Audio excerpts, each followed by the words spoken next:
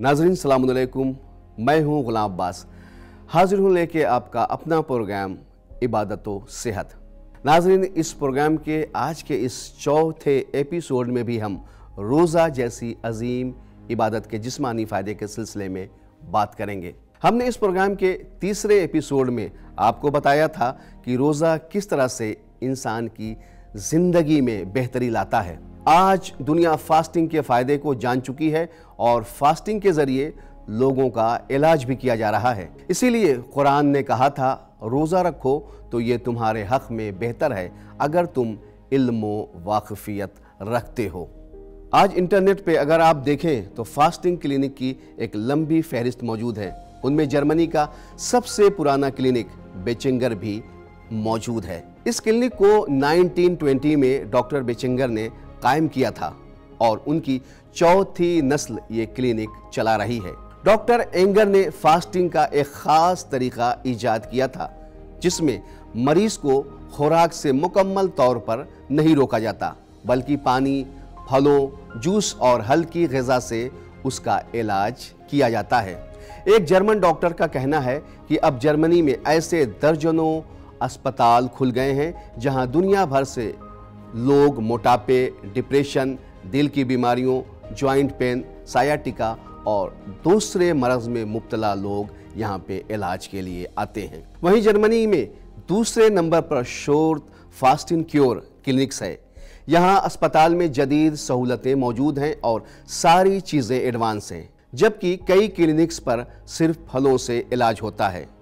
लेकिन इन तमाम क्लिनिक का बुनियादी उसूल फास्टिंग ही है, जिसमें भूखा रखकर जिस्म को डिटॉक्सिफाई और बेकार सेल्स को ख़त्म किया जाता है। प्राइवेट क्लिनिक ज़्यादातर कारोबारी हैं। इंटरनेट और अखबार में इस तरह के ऐड वहाँ पे आम हैं। वहीं हंगरी के शहर बुदापेस्ट में 14 दिन के पानी की फास्टिंग के साथ और पोर्चुगल में 8 दिन की फास्टिंग और जूस के इस्तेमाल से मरज़ को दूर किया जाता है।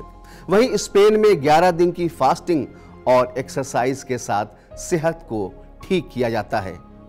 कहने का मतलब यह है कि इन दिनों पूरा यूरोप इस तरह के पैकेज की लपेट में है।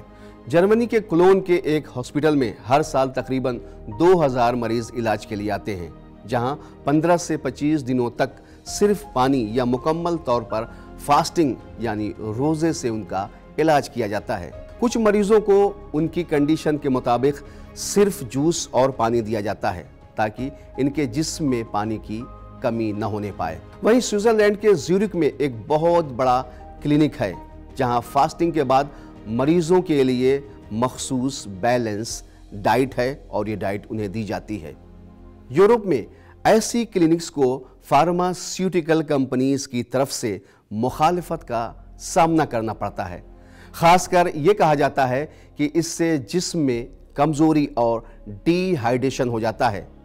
लेकिन जो लोग इलाज के इस तरीके से ठीक हो जाते हैं वो इस तरह के प्रोपेगेंडे पर यकीन नहीं करते, क्योंकि वो समझते हैं कि जिस्म के अंदर टॉक्सिक सब्सटेंस स्टमक, लीवर और इंटरनल क्लींजिंग के लिए फास्टिंग से बेहतर कोई और तरीका नहीं है। इंसानी जिस्म ये वो मिस्टीरियस सिस्टम पर कायम है जो सदियों से इंसानों के लिए एवोल्यूशन के बाद कुदरत की तरफ से मिला है। कुछ जानवरों में भी ये पाया जाता है कि जो यूं ही खाए पिए बगैर सोते रहते हैं।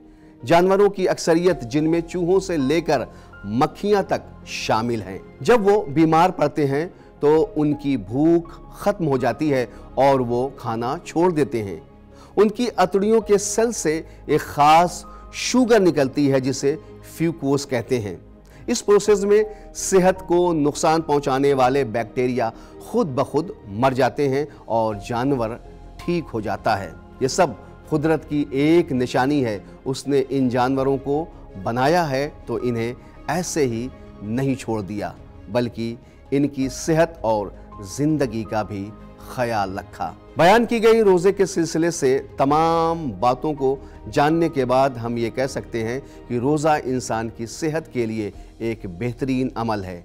इसलिए रसूलुल्लाह सल्लल्लाहु अलैहि वसल्लम ने फरमाया, हर चीज़ में ज़कात है और जिस्म की ज़कात रोज़ा है। यहाँ बदन की ज़कात का मतलब तंदुरुस्ती है। इसीलिए कुरान ने भी कहा कि हमने तुम पर रोज़े को वैसे ही फ़र्ज़ किया जैसे तुमसे पहले वाली उम्मतों पर किया था। यानी रसूल की उम्मत से पहले जो अंबिया की उम्मतें थीं उनमें भी रोज़े का चलन था, जिसका एक ही सबब था कि इंसान जिस्मानी, रूहानी और नफ्सियाती तौर पर बेहतर हो जाए। तो नाज़रीन, हमने आपको रोज़े के फ़ायदे के सिलसिले से अपने इस प्रोग्राम में बताया और बहुत सारी चीज़ें ऐसी बताई कि जो रोज़े के सिलसिले से ये दलालत करती हैं कि रोज़ा कितने फ़ायदेमंद और सेहत के लिए कितना बेहतर है। नाज़रीन, इस प्रोग्राम के इस एपिसोड को हम आज यहीं पे ख़त्म करते हैं। इंशाअल्लाह आपसे फिर मुलाकात होगी इसी प्रोग्राम के अगले एपिसोड में। तब तक के लिए मुझे इजाज़त दीजिए। खुदा हाफिज़।